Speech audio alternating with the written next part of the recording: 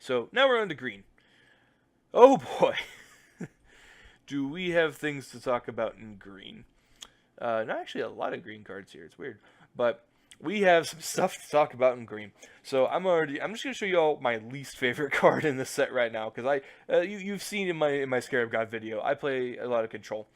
This is gonna be the bane of control deck's existence. So okay, for this card's so ridiculous. For 6 mana, you get a 7/6 dinosaur, can't be countered, trample hexproof. So you cannot touch this card if you're a control deck, unless you have Fumigate. Fumigate is the only thing. But other than that, like Hour of Devastation doesn't kill it. It has that 6 toughness. This should have made this thing a 7/5. But it's so powerful and it's gonna be so dumb. But you can't, if you're control, you can't touch this card unless you have Fumigate. That's it. End of story. And plus, it has a relevant creature type on top of there. You know, the Odapek Huntmaster, any other ramp stuff is going to make this super cheap. And my least favorite part about this is it doesn't even have like a flavor thing that like okay, the trample makes sense, but flavor-wise, just looking at it, it's literally just a giant T-Rex. What about it just being a giant T-Rex means that it can't be countered and it's hexproof? It doesn't make any sense to me. But why they have to print this? I know control's getting really good. I get it. You gotta keep us in check. I understand, but why? Why with this thing? It's so powerful. It's gonna see play. You're gonna see this in standard constructed. Believe me, card's very good. I sounded like Trump there. Don't mean to get political. It's like, believe me, cards are the best. Don't mean to get political here. Anyway, tweeted about this guy. He's pretty cool. So, on a reasonably costed 3-mana 3/2 with relevant creature type dinosaur, you're going to get some grave hate and just a little bit of extra value on top of everything else. You know, it's kind of like a one or two shot scavenging ooze, if you will. I like this card quite a bit. Probably, I don't know how much play it's going to see, but you know, again, the fact that they're actually printing grave hate now is good. We went a long time in standard without anything like that, so glad we got stuff like this. Liking me some Deathsword Scavenger.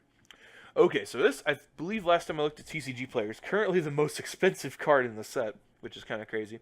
So we have Growing Rights of Itlamok. I can actually say that one. So, for 2 and a green, you're getting a Legendary Champion. This is, again, you know, part of the cycle.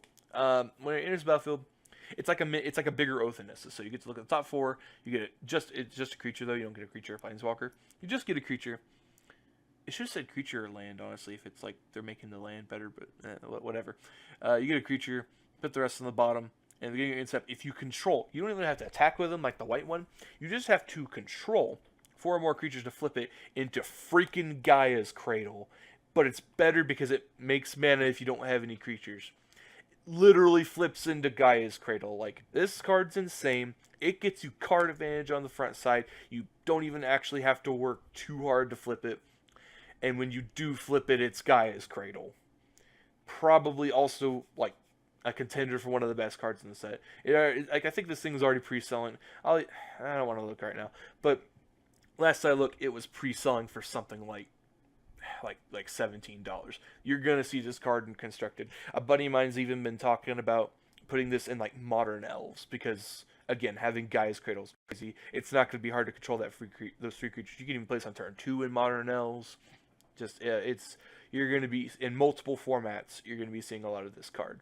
I will just go ahead and tell you that right now. Great card. While we're on great cards, because Green also just got some really, really solid Magic cards in this set, we got Ripjaw Raptor. Love this guy. So, for 2 green to green, you get a dinosaur, more relevant creature types, and it has the Enrage mechanic, and whenever it's dealt damage, you draw a card. So remember how I kept saying drawing cards is really good in Magic? Well, look at this thing. Like, this is great. The 5 toughness makes it where you, like, the Ramunap deck, which, by the way, you're going to be seeing a lot of Ramunap Red and Constructed. It has to point 2 removal spells at this thing. You're drawing 2 cards, and they lost 2 burn spells to deal with this guy, so that's super solid.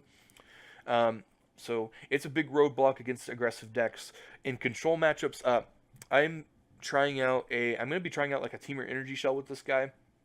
Because in control matchups, you can put your Magma Spray at it, and it's not a dead card anymore. You just basically got to cycle it. So this turned on cards in your deck that were dead. And then again, maybe just like game 2, you board it out into Bristling Hydra. But I think Ripjaw Raptor is a solid card. I think it's also one of the more expensive cards of the set right now, somewhere in the $10 US dollar ballpark, something like that. But Ripjaw Raptor, I'm a big fan. Going to be playing a lot with this card. You're going to be seeing it a lot if you go down to the old standard tournaments. Not going to talk about this card. People are saying it's a trap. I'm just not going to touch that. What do we want to talk about in green? Shaper Sanctuary is cool. So I think this is going to be, green. It's been interesting how they've been designing some green cards lately. So this is green for enchantment. Whenever a creature you control becomes the target, you draw a card. So there's been a lot of green-based cards lately, like this in the Lifecrafter's Bestiary. And I like it. I like this design because you're going to want this against like a control matchup if you're a green deck, right? Well, they've been printing these cards like this in Lifecrafter's Bestiary lately that are just these green things that give you just like this little bit of incremental card advantage that can help you climb back into a game if you're up against a control deck. So this is just kind of continuing this theme. I think if you're like a smaller green creature deck, or just even maybe a green creature deck, you're going to like this card quite a bit because it's going to draw you a card anytime one of your dudes is getting removed, and I think that's pretty good. Renaissance Avatar is just really big and gains you life, right? Yeah, that's just really big and it gains you life. Probably not as good as this stupid thing. But, what else do I want to talk about? Merfolk Branchwalker. So, I said that Merfolk it got close, but it didn't quite get there as a tribe. In this, at least, I don't think so. But this is definitely one of the better ones they spoiled, and I could even see it going in the modern Merfolk deck. So for 1 green, you get a 2/1, and when it ETBs, it explores. So I think this is just a testament to how powerful Explorer is as a mechanic. So, and just in case you didn't know, exploring means you reveal the top card of your library, put it into your hand if it's a land, so you're drawing a card. Again, drawing cards, very good. Otherwise, you just get a 3/2 for 2, and you could either put it in the graveyard if it's a card you don't want, or you just put it back on top. So, I don't know exactly how much play this is going to see. It may depend on if there's a Merfolk deck, or maybe you just want this as a small value creature. But even at least just in a vacuum, I think Merfolk Branchwalker is a very solid card, and I could definitely see it seeing play in some of the modern Merfolk variants as just more copies of the one. I'm no Merfolk expert. I'm no Nikachu, but I'm pretty sure it's more of just Silver Coat Adept. There we go. It's just like more copies of Silver Coat Adept almost. So yeah, solid Merfolk. Like Merfolk Branchwalker quite a bit. I say that so much. What else want to talk about? I'm totally probably skipping over some things, but Drover the Mighty. Okay, so this guy is going to do a lot of things. I like Drover the Mighty quite a bit. So he's a 2-mana bird, basically. So for 1 green, you get to make a mana of any color. But the cool thing is he's an enabler for your big dinosaurs. Like, he's going to help you ramp into there. But he's also going to be payoff, because whenever you do play a dinosaur, he's going to have +2. He's going to be a 3/3 for 2. And that's pretty good. I think also, I've been talking about like the possibility of a low to the ground dinosaur aggressive deck. That could possibly be a thing. I think he's going to be a good fit into that as well. So he's going to get you into some of the bigger ones. He's going to ramp you. And he's going to be a undercosted aggressive dude if you just already have the dinosaurs. So solid enabler here. I'm a big fan of Drover the Mighty as just a solid uncommon.